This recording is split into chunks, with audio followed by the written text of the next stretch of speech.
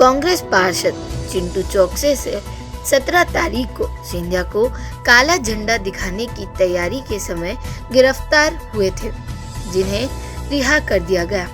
रिहा होने के बाद चिंटू चौकसे ने हमारे संवाददाता से बात करते हुए राज्य सरकार और सिंधिया पर कई गंभीर आरोप लगाए हैं। उनका कहना था कि मैं जब गिरफ्तार हुआ उस समय पुलिस से पूछा कि मेरी क्या गलती है। उन्होंने बगैर कारण बताए मुझे गिरफ्तार कर लिया। वहीं चिंटू चौकसे ने कहा, शिवराज सरकार कांग्रेसियों की आवाज दबाने पर तुली हुई है। जनता की लड़ाई लड़ने के लिए कांग्रेस के हर कार्यकर्ता प्रतिबद्ध है, चाहे वो प्राइवेट स्कूलों में बच्चों की फीस माफी का मामला हो, चाहे बस कंडक्टर ड्राइवर्स का मामला हो, चाहे बैंड वाले का मामला हो, चाहे ठेले वाले का मामला हो, किसी भी मामले में जहां जनता की तकलीफ है, जहां जनता परेशान हो रही है, जहां शासन प्रशासन ध्यान नहीं दे रहा है, वहाँ कांग्रेस पार्टी का हर एक कार्यकर्ता अपने तन का कतरा कतरा बहाने के लिए तैयार है। जेल तो छोटी सी चीज़ है। अगली बार जब जाएंगे जनता के लिए कांग्रेस के लोग हजारों की संख्या में जाएंगे ताकि ये जेल कम पड़ जाए। और बात बची ज्योतिराज सिंधिया की, तो निश्चित रूप से जब ज्योतिराज सिंधिया इंदौर आएंगे तो कांग्रेस पार्टी के लोग हर बार उनका विरोध करेंगे। बगैर अनुमति कार्यक्रम के सवाल पर बोलने की जनता के लिए लड़ने के लिए परमिशन की आवश्यकता है। हमें जब भाजपा के बड़े बड़े आयोजन हो रहे हैं तब परमिशन की आवश्यकता नहीं है, तो हमें परमिशन की आवश्यकता क्यों है? उन्होंने सिंधिया और सरकार को कोरोना के इतने अधिक फैलाव के लिए दोषी बताया और कहा कि मध्य प्रदेश में सरकार गिरने के चक्कर में ही तालाबंदी देर से लगाई गई। 20,000 करोड़ का हवाला देते हुए कहा कि ठेले वाले, ड्राइवर वाले, बैंड वालों और जो भी तबका सबसे ज्यादा शिकार है उसकी सरकार को मदद करनी चाहिए। आगे ने कहा कि मुझे 1 महीने के लिए जेल भेजने की तैयारी कर ली थी।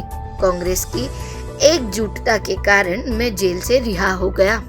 देखिए, जिस तरह से भाजपा ने षड्यंत्र पूर्वक कांग्रेस की सरकार गिराई, उसी तरह षड्यंत्र पूर्वक हमको भी गिरफ्तार करा।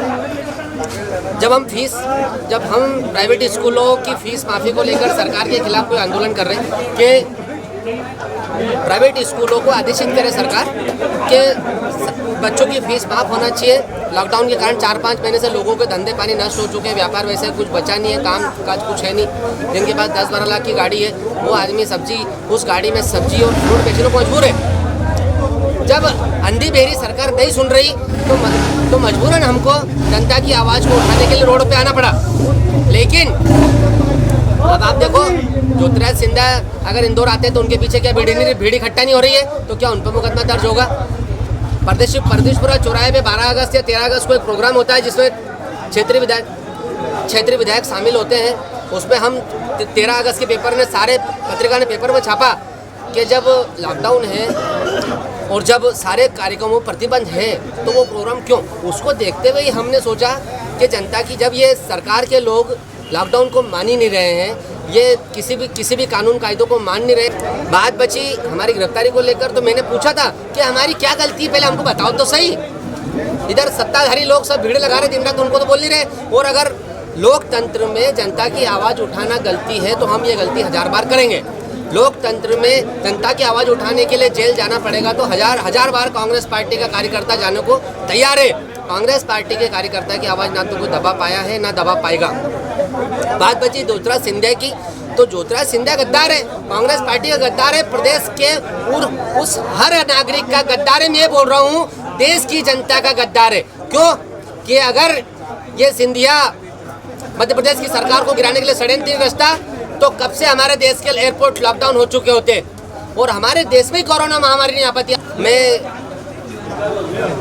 गिरफ्तारी का पुरजोर तरीके से विरोध करता हूँ, भत्सना करता हूँ कि जिस तरीके से 2 नंबर के अलग अलग चौराहों से लोगों को उठा गया। अरे हमको सिंधिया को झंडा तो 1 बजे दिखाना था, आपने तो 10:30-11 बजे हमको गिरफ्तार कर लिया। ये कौन सी तानाशाही है, कौन सी हिटलरशाही है। लेकिन चूंकि भाजपा की सरकार है इसलिए हम सोच सकते हैं कि इससे अच्छा कुछ हो सकता तो नहीं होगा। लेकिन कांग्रेस पार्टी का हर कार्यकर्ता हमारे परिवार का है, हर वो सदस्य और हर वो आदमी जो चिंटू चौक से राजू वधोरा से मोहब्बत करता है वो जनता की लड़ाई निरंतर लड़ता आया है और लड़ता रहेगा। सिंधिया जी के पूरे कार्यक्रम में सोशल डिस्टेंसिंग को तोड़ा गया है, इस विषय में आप क्या कहना चाहेंगे? देखिए, भाजपा की अंधे बहरों की सरकार है। अंधेर नगरी चौपट राजा रावण राज की स्थापना हो चुकी है। तो आप न्याय की बात ही नहीं कर सकते, आप डिसिप्लिन की बात ही नहीं कर सकते। बीजेपी की रोज संडे के दिन लॉकडाउन में भाजपा कार्यालय में मीटिंग ले रहे हैं। तो फिर ज्योतिराज सिंधिया तो गद्दारों का वंशज है भाई, ये तो गद्दारों का खून है। तो उससे कहाँ आप डिसिप्लिन की और उसकी बात करेंगे? ये तो डिसिप्लिन तोड़ने के लिए पैदा हुए हैं, अच्छी खासी व्यवस्थाओं को खराब करने के लिए पैदा हुए हैं। तो ज्योतिराज सिंधिया की बात करें तो कांग्रेस पार्टी के लोग नाम भी लेते हैं तो